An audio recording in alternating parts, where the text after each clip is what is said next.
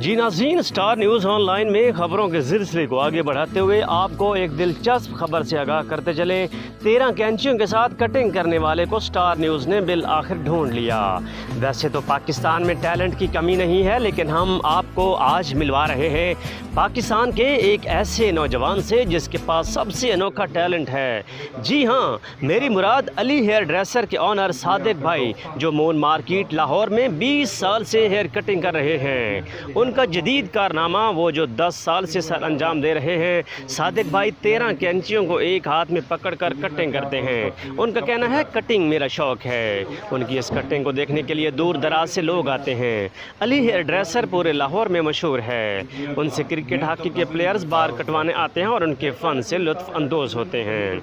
ये दुनिया न्यूज़ के प्रोग्राम मुज़ाकरात में भी आ चुके हैं। ये रिपोर्ट की है हमें शाहिद रशीफ। स्टार न्यूज़ की वीडियोस देखने के लिए हमारा चैनल सब्सक्राइब कीजिए, बेल के आइकन पर क्लिक कीजिए ताकि आप हमारी आने वाली तमाम वीडियोस से